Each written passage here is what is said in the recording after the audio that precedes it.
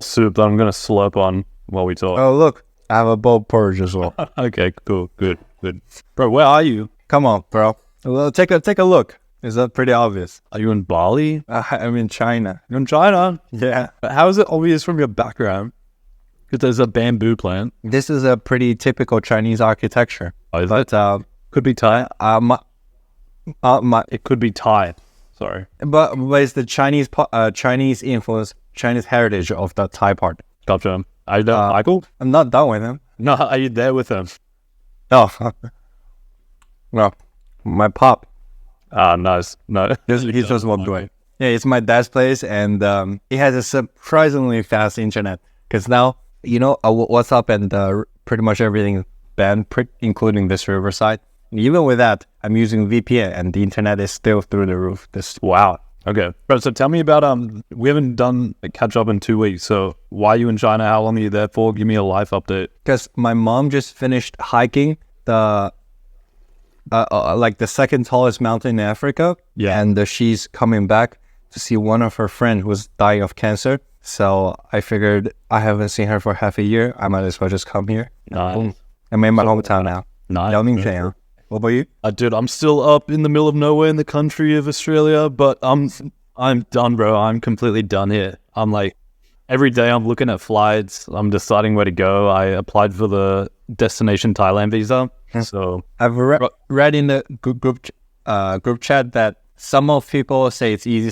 The other half says that the documents are complicated. yeah, bro, I think it depends on where you apply because I'd apply at the Sydney Thai consulate. So I think it depends on the staff members. That's the experience I've had with extending my visa in Thailand as well. It depends which place you go to. Some are very easy with it. Some are really annoying. But I should get it in the next 2 weeks, God willing. Where are you gonna go after? Bro, I don't know. I think I'll fly into Phuket and then maybe do a week there. Bro, this happens to me every time. I'll withdraw from everyone. I won't message girls, try and get with girls. I won't party, club. I'll go very solo and work a lot and hit the gym really hard for between 1 month and 3 months. And then I'll lose my mind and I'll book a week in a hostel and I'll drink every single night and I'll just try and get with girls and party and until I'm completely sick of it. And then I'll move back towards the other end. I just flip between the extremes and I've done that for 3 years now. Wow. So I think I'll go to Phuket, stay in a hostel for a week. Only a week? Only a week. And then maybe Koh Samui. Koh Samui is top of mind. I don't know.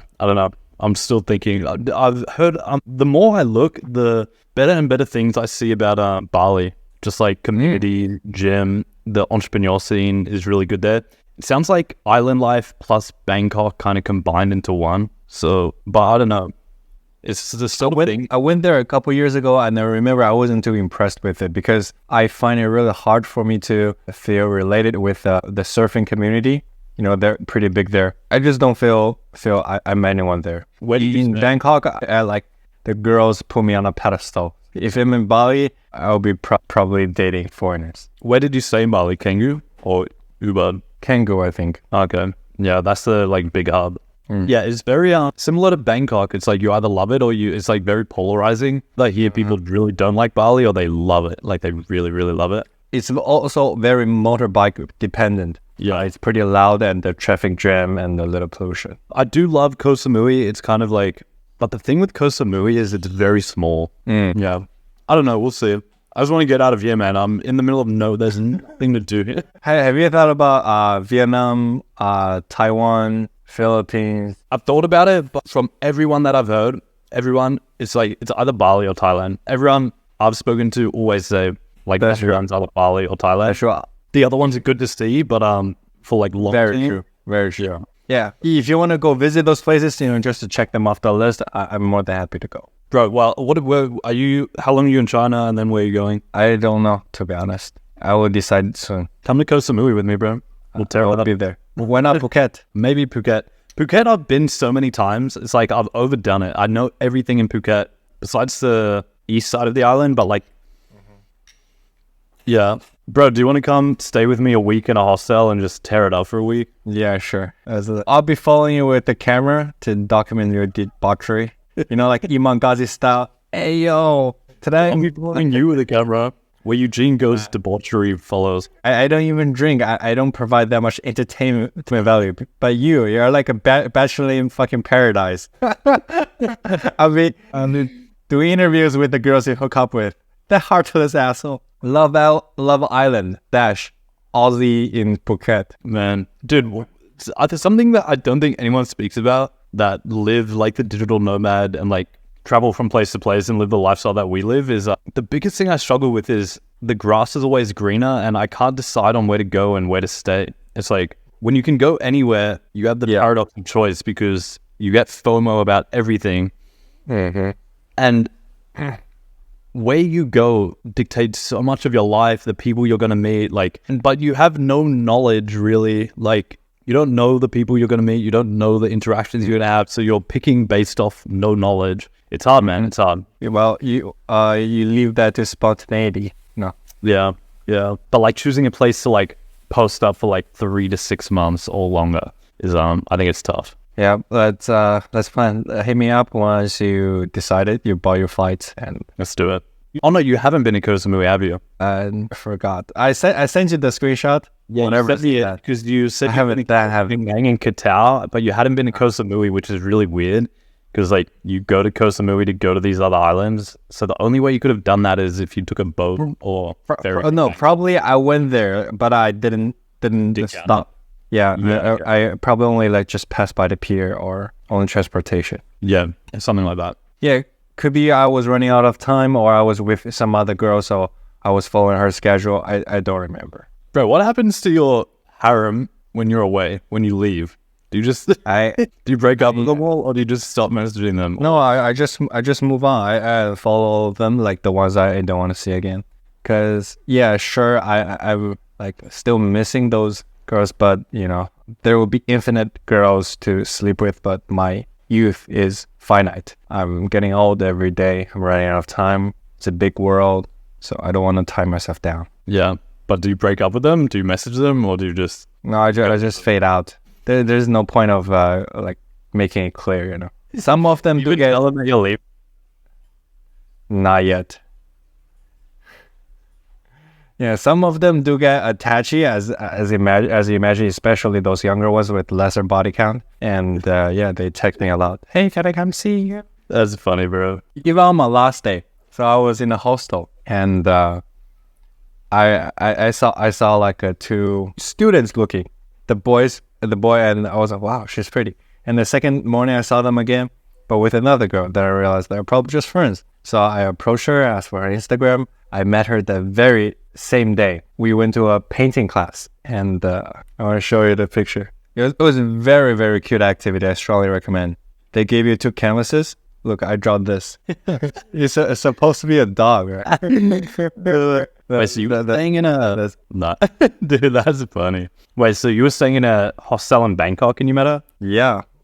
So all those people saying, like, you need to have be rich or anything are excuses. Actually, well, the first time I was in Thailand, I took a girl's virginity in a hostel room with fucking bunk beds. Now looking back, I'm so cringed. I was too cheap to book a room. You raise a good point, bro. I don't think money has very much effect on, maybe as you get older, but you either got it or you don't got it. Money allows you to have more free time and more spontaneity and be more entertaining and fun, so it very true. But before I had any money at all was probably when, in terms of volume, I was getting the most chicks of my life. Like before, like when I was broke as hell. I don't know if I told you now, but like I slept with a virgin and I give her $1,000 just because I feel so bad for her, you know. It was first date. I did not wine and dine her, and she just think I'm good enough to give me her first night too. But later on, it proved to be a wrong decision, you know. The second time around, she was expecting something. I was like, fuck. Like subconsciously, I planted a clue, a thread in her mind that she's coming to see me not because of the love, but she might get some benefit. I realized, fuck, I should have done that. Interesting. Anyway, Wait, how is your non-existent? Non-existent? Well, actually, so yesterday at the airport, I approached a girl very pale looking. She owns a cafe. We're talking a little bit on WeChat, and the airline steward. Okay. I waited for like the flight to land. She was not busy serving. I went to the back of the plane. Asked, "Hey, can I can I get your WeChat?" Did she give it to you? She's married.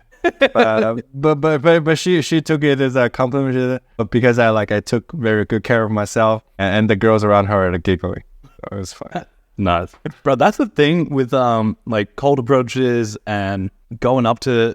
If you have the right energy about you and you don't take anything seriously, the worst it can be is just like they take it as a compliment and it like brightens their day, even if it's a rejection or like a negative experience. Like you can get rejected and it'll still be a very positive experience for both people. If that makes sense. I constantly remind myself that I'm dying, and we're little molecules, right? Dust in this universe. True. But I love your attitude. I love speaking to you because you just drop these good frames of looking at life. I'm here to learn from you, man. You're probably like one of the few friends I can have an intelligent conversation with without feeling. I don't know. I know what you mean. Tell me. No, go ahead. I don't even know what I was gonna say. You've been sending me those clips of Kamala Harris. Oh, so yesterday I put a $5,000 bet on Trump to win the election. But then, and that was just on Polymarket because it's 50-50. Yeah. And in my head, there's no way that he can lose. Like just my understanding of the zeitgeist and the way that culture is going and what happened in the US, the EU elections, how it was very right-leaning. I just don't see how Trump doesn't win. But then I looked at the actual polling numbers and it doesn't look good at all. In all the swing states, it actually looks very, very, very bad. So I don't know why Polymarket is 50-50 when it's like, it should be like 45-55 or even worse. I don't get it. Oh my God. I do not get it. Same, man. Sometimes I feel like I figured everything out, but sometimes there are just these specific things out of my comprehension.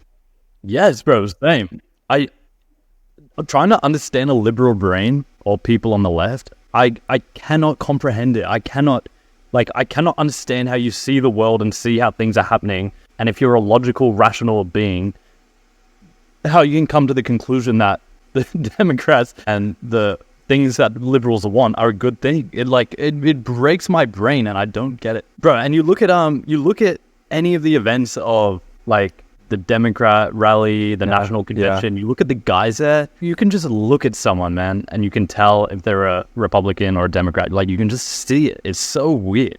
On Polymarket, I think 86 million were bet on Trump and 80 million, like not that far apart, were bet on Kamala Harris. Can you believe that? It's like real dollars. And there's her supporters are like wealthy, you can argue as well. Bro, and what I don't get is to use Polymarket, you need to be somewhat crypto savvy. Do people understand how like bad the Democrats and Kamala Harris will be for crypto and Bitcoin? So I don't understand. It's gonna set America back for a decade. The economy growth. And it will do terrible things to the crypto industry. And I don't understand how people who are crypto savvy and understand how to use Polymarket and transfer crypto onto there to bet will then bet on Kamala Harris, and like they're overtly supportive of her in the comments of it. It's just bizarre, bro. It is bizarre. Her speech is very erotic, She conveys no point. She's not coherent. She's clueless. Yeah, bro. I said this to James the other day. She reminds me of when I used to work in a bank. She reminds me of a middle manager or a teacher that you had in school that would micromanage you but doesn't understand anything technical and doesn't seem that intelligent and doesn't understand like the youth, but like tries to fit in at the same time. It's just so unbelievably cringe because it's so inauthentic. Like her pretending to be black and like, dude, and them saying it's like the brat season and like doing TikToks and stuff. It all seems so fake and manufactured. It's like it's icky, bro. It's icky. I don't like it. Trump, like whether you agree with, let's say I'm building a wall, right? Whether you agree with it or not, he was coherent this entire time. He wants something, in his opinion, is the best for the country. I said, okay, I respect that, The thing with Trump is that he's authentic. And it's like, you can tell that he's not getting fed things. and what he says he means. With the Dems, it's a complete opposite. So I'm surprised you're that involved with American politics as an Australian. well, I used to live in America. I've lived in America twice, like you. Bro, this is the other thing why I can't see Kamala Harris winning. I lived in Tennessee, and there was always like an undercurrent of racism. Like, there just was. So don't think that's just in the South and the more southern states. I think through the Rust Belt and the Bible Belt, there's always that like lingering bit of maybe undercurrent racism. And there's probably that old notion that, which I don't agree with, but traditionally men are leaders and women are not leaders. And I think that type of worldview still persists a lot in the South and a lot of these battleground states. And Kamala Harris's, one of her parents is also Indian. And I just do not see the, for lack of a better word, like quote unquote, redneck demographic of America, the more like country people. I can't see them electing a half Indian woman to be the leader of their country. Like I cannot see that happening. So that's the other reason I think. But the polls, like the polls do not say that at all. So yeah. If I'm a billionaire, I will be so stressed out because if you're a billionaire, you have the wealth and power to influence. Yet you realize you could do nothing about it, and that's very frustrating. The other thing, I'm sure you've seen the All In podcast. They've thrown their support behind Trump, and a lot of billionaires, besides Mark Cuban, he's the one I've seen that hasn't, have thrown their support behind Trump, and it's because the Dems want to like take a stab at capitalism and introduce massive taxes on billionaires. So all these super rich Silicon Valley people are now Republicans, which historically they never have been. Yeah. But what are you going to do if she wins? Huh? What are you going to do if Well, I don't know, to be honest. I hope there's a war and we just restart.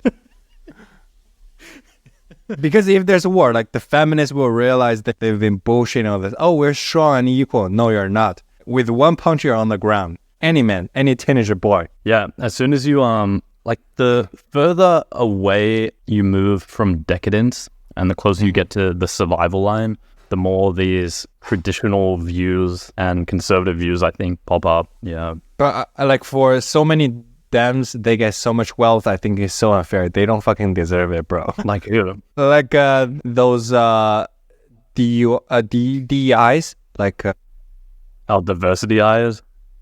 Diversity hires, and also big companies need to pay consulting fee to those feminists, just to buy their opinion. They don't deserve it. Bro, what I don't understand, in all my travels, whenever I meet entrepreneurs or people doing really well for themselves and like succeeding at life, they are never Dems. They never have that liberal attitude. And you even look online at people's lives you want to emulate, and the most successful people, they're way like independent, right-leaning, conservative thinkers. Where are all these Dems, bro? Where are all these liberals? The only people I meet that are like that are like young 20 solo traveler women that like just they're like they have dreadlocks, they have henna tattoos, and they're like they look at hipsters, smoke weed, and hate on capitalism, where their entire trips are funded by their parents. Yeah, dude. I even just thinking about that like archetype makes me angry, bro. The people that don't like meritocracy and getting ahead on hard work, as opposed to, I don't know, whatever the alternative is, communism and sharing the wealth and all this BS. It's just like a guise for laziness. And history has proven time again and again, communism never worked and never will. What they're thinking is now, we need to take Mark Zuckerberg's wealth, we need to take Elon Musk's wealth and redistribute among all of us. But if they actually have communism, there will be nothing to distribute. You will all be die of hunger. Yeah. And if you just ask them, hey, why don't you just go to any communist country nowadays, right? Let's say North Korea or Cuba, right? Or whatever African communism country, they won't go. Yeah. Yeah, of course they won't, bro. Of course they won't.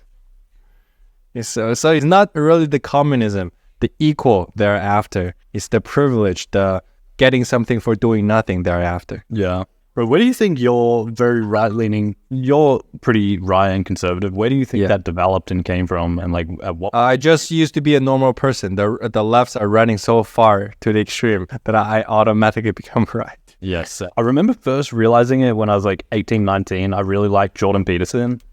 and his like message of self accountability and make your bed and all that stuff. He was really popping off like, I don't know, 6 years ago, 7 years ago. Wait, no, 9 years ago. Dude, I'm getting old.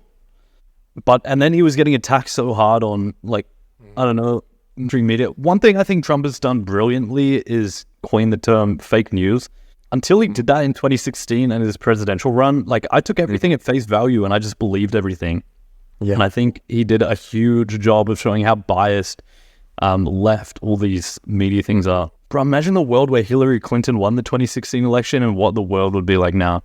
Wow. It'd be dark. If the news are fake, imagine history. Exactly, bro. Exactly. Have you ever wondered why, as a kid, I used to think, how lucky you are every single time the good guys win. Yeah. So true. Yeah. Have you been spending time on Instagram Reels? No, that's the one thing I probably haven't. I watch YouTube Shorts sometimes. Why? What are you seeing? The Instagram are very brutal on the Reels. What? I'll say if TikTok is more left, I'll say Reels are more right. Surprisingly. The comments are brutal. Bro, isn't it weird how social media platforms tend to tilt in one direction? Like on Twitter, I think it's super right. And I see a ton of right-leaning stuff. I don't see any lib stuff. And then used to, when I was like a teenager, go on Reddit a lot. But it is so far left. It's unbelievable. It's just insane. Big Haisher is my dad. Sorry. Yeah. And so Instagram tilts right. And I would say TikTok tilts left as well. But is more right. But Yeah. Threads are more left. Yeah. I'm surprised that both apps with opposite political orientation could belong to the same Meta company. Well, even Zuck has historically been left-leaning. And I think now he's turning right. I think he voiced his support for Trump. He's doing BJJ. He's growing his hair out. He's surfing. He's getting in the sun, growing his own cattle. He's like, Chains and drip. Yeah, chains, drip. He's like, he went from someone you look at and be like, yeah, he's a Democrat to, yeah, he's definitely right. Bro, speak to me. Let's, what do you do in business? You got any business ideas or been thinking about any businesses or anything like that? You know, Thailand is in the process of passing a law for gambling legalization. Really? Okay. My friend came to visit me last week from New York. So he's Spanish, moved to Miami for the entrepreneurship. He started AI girlfriend called U2.ai. He already sold 20% stake to a porn production company. So he's hustling. He's doing well. Wait, what was my point? I forgot. But there's a guy, I guess. Not gambling. yeah. And this is the guy who mentioned to me, hey, have you seen that? Right? There's gonna be money to be made. That's actually big. I said years ago, if there was a casino on Bangla Road in Phuket or anywhere in Thailand near these big hotspots, it would pop off. That'd be a huge opportunity. I don't know if I would like it because it ties you down to one location, but that would make so much money. That's how Andrew Tate made second amount of his fortune, right? Yeah. He got equity in the Romanian casinos. Bro, it'd be pretty gangster owning a Thai casino. Wow. That'd be pretty cool. That'd be pretty cool. And I have another friend who's like a very, very hardcore programmer. He goes to a hackathon, those kind of things, knows every language, take an Adderall and build an app by himself for a weekend type of. And both of these guys are moving to Thailand. That's why I'm bringing them up. Okay. Are they going to Bangkok? I don't know. Probably moving around like you just to get a taste of things first. Bro, that's why I also really like Thailand. This new visa has just opened the floodgates, and I think the amount of nomads, entrepreneurs, I think it's about to explode with Destination Thailand visas. And I kind of want to be there on the ground floor, and I think it'd be cool to take a place like Koh Samui and then build the entrepreneurship circle yourself. So you get there, you start the island group chat of young entrepreneurs, business people. You're the one that brings together the dinners every week or activity every week. You can even turn it into a business and make it you pay $50 a month or something, and it's gated, so you only get serious people. But I think that would be so cool. It'd be hard to do somewhere with Bangkok where it's so big and there'd be so many people. An island like Koh Samui, could even do it in Phuket, but I think Koh Samui is more younger people. Would be so cool, bro. That's something that's in the back of my mind is go to Koh Samui, build out an entrepreneurship thing. That would be so cool, man. There are already people doing this in Bali region. Have you seen those ads or short videos? Basically, they're advertising no distractions, no entertainment, mail only. We work hard every day, and then we put our heads down, work like focus with deep work, those kind of things. It's it's called the cold plunge. Yeah. It's there's an actual place you can stay. So you go in there. There's no chicks. They provide food for you, beef. There's a gym there. It's pretty cool. It's a cool thing. But I mean, just like stay where you want, but like just facilitating that entrepreneurship and leadership thing and building it how you want to build it would be really cool. So we met at the expat meetup. You know, it's more like a traveler hype. I found another meetup. It's more business oriented. It's called Asia Pillar. All of people go there, wear shirt, some with ties. They're all executives, managers, you know, like someone with position to network with each other, and they require a yearly membership fee. Okay. I think it's interesting, the monthly membership fee, because then people, even if it's small, like it's like a $50 per month thing, because then people take it serious. You'd get higher level people. It's kind of gated from the riffraff of the world. So that is a very corporate oriented group. And I also went to another Soho house. They have a franchise in Bangkok. So I got invited. One of those nights, they are hosting a drag queen show. It was fun. It was entertaining. You know, the performers. Can you see me? Yeah. Okay, you froze for a second.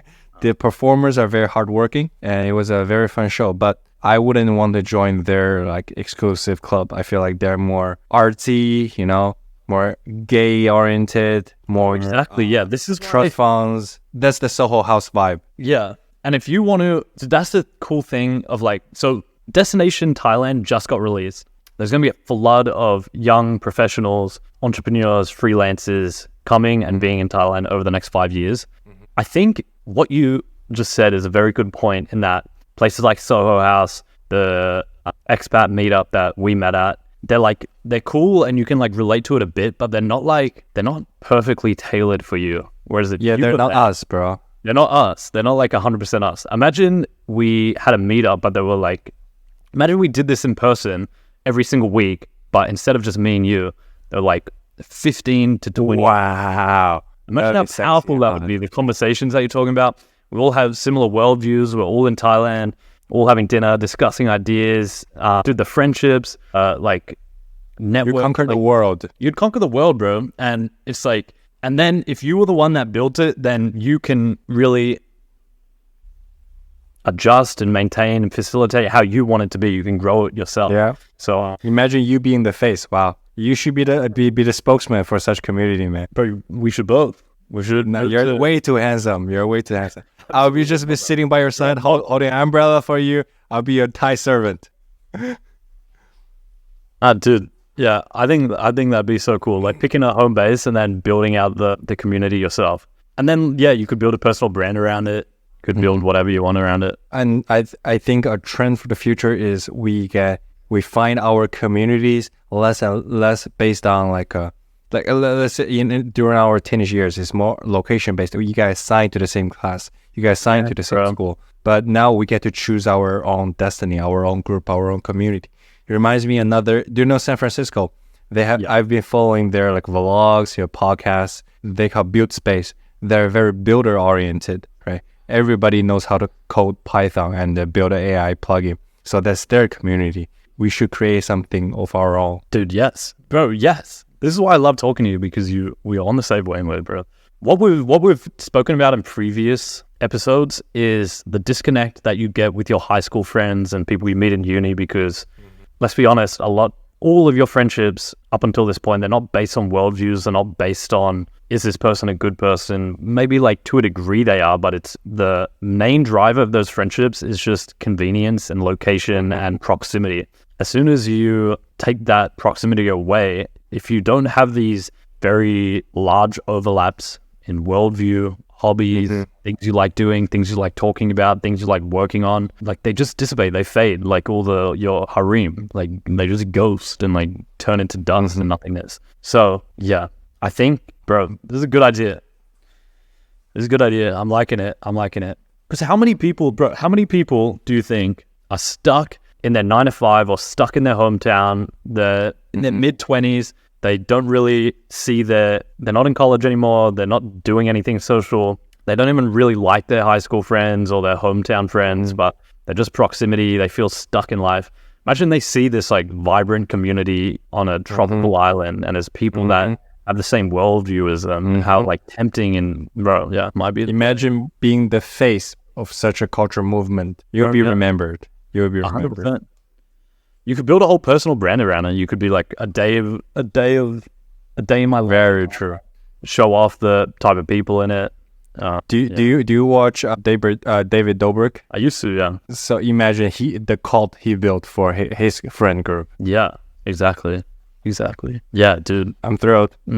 That might be the play, man. That might be the play. And it's more interesting to do it in Thailand, where I still feel like I don't think you could go to Bali and do it because it's already so built up already. There's already what I imagine the cliques and the groups that have formed, the group chats, the different people, the foundation, which you definitely could do it in Thailand. I've been following a lot of people on Twitter, right? All very young entrepreneurs like us. They're hustling hard. And I want to be like making internet money to be cool instead of guru selling courses, you know?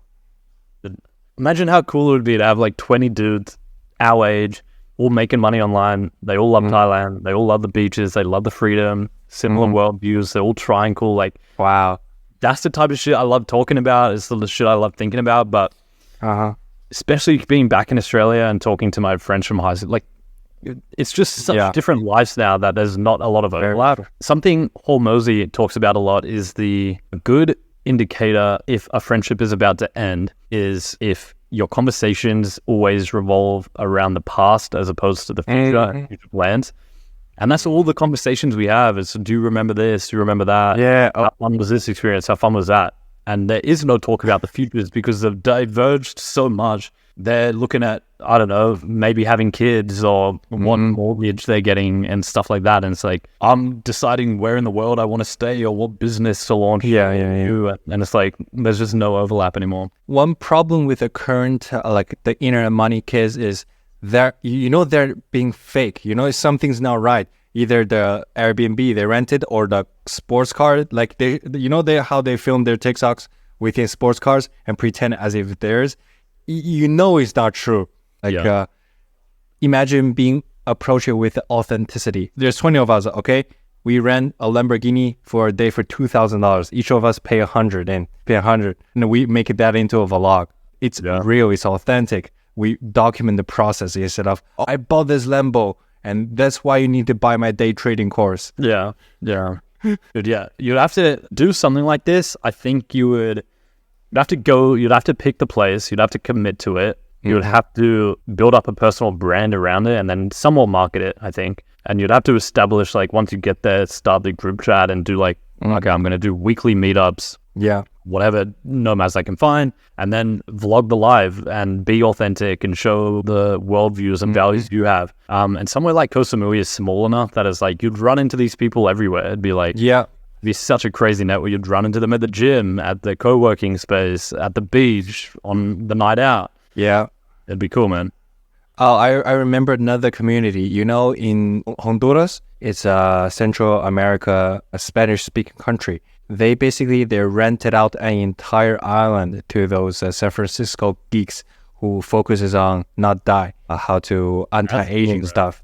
So in this island, they get to make their own laws. In America, you're always forbidden. You're never permitted to do human experiments. But on this island, not only they use Bitcoin, but they believe I have total authority of my own body. You know, they inject all kinds of juices or whatever, chemicals, or take whatever pills to experiment new drugs on themselves. I think that's a very cool community too. That is cool. God damn it, man. This get me kind of pumped about thinking. I don't know if it's the type of thing that you romanticize in your head and then in person it actually sucks.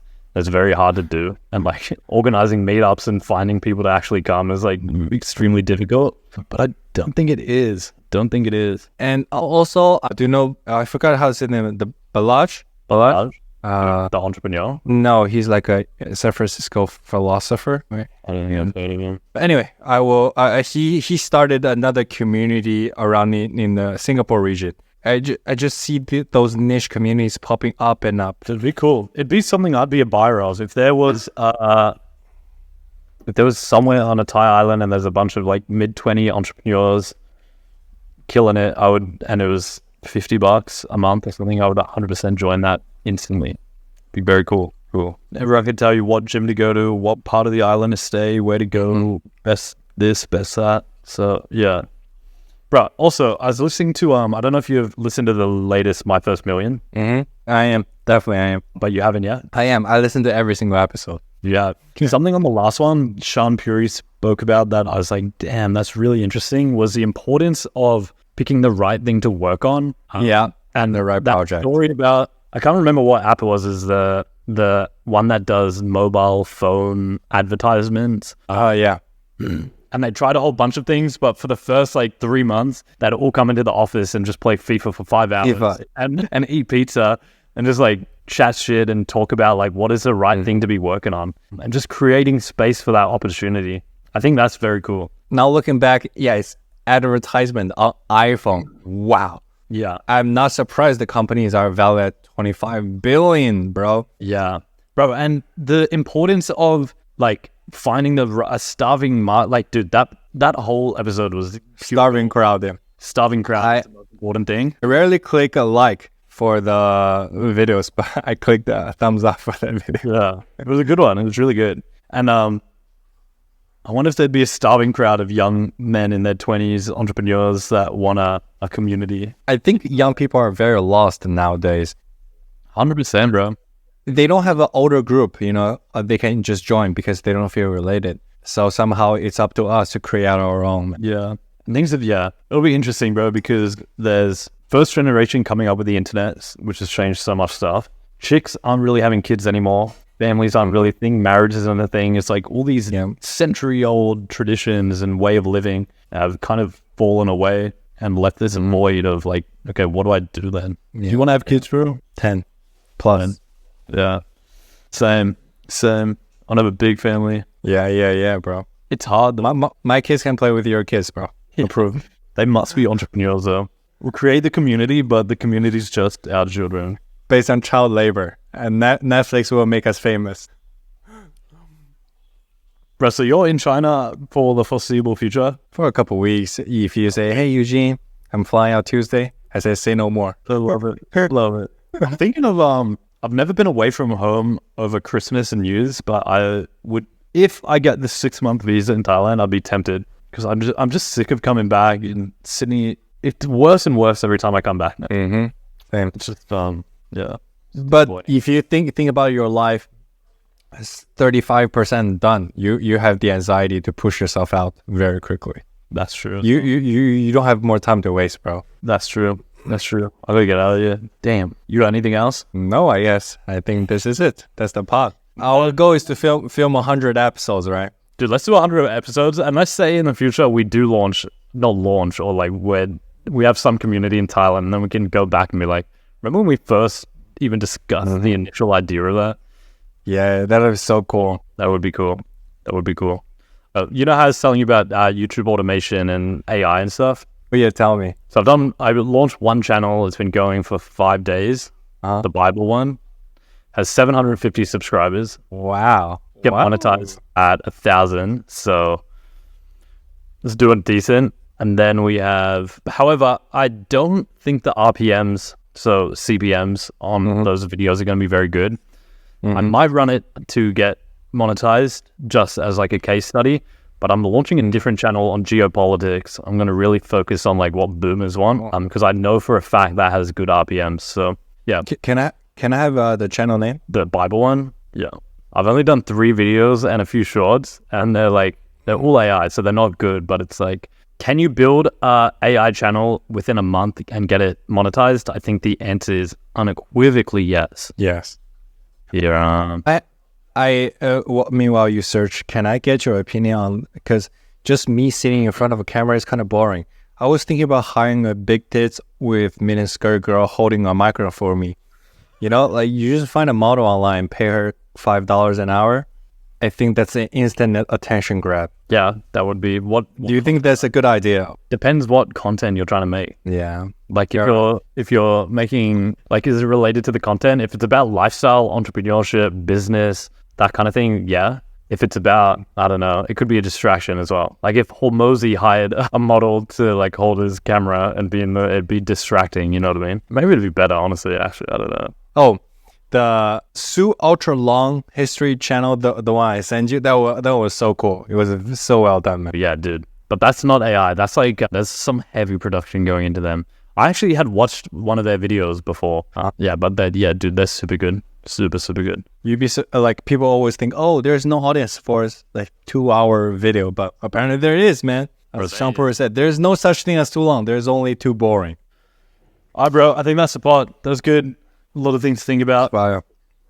Hopefully next week I have a Thailand visa and I'll be flying over. Can we make this like twice a month? How do you call like once every 2 weeks? Once a fortnight. Fortnight. Fortnight's 2 weeks. Fortnightly. Yeah, let's do it. Once fortnightly is good. All right, well, hopefully next time I hear from you, like you be know where you go. Yeah, easy, bro. Easy, bro. Enjoy China. Good speaking Thank to you. And Always. that's the pod. Fire. Peace. Remember,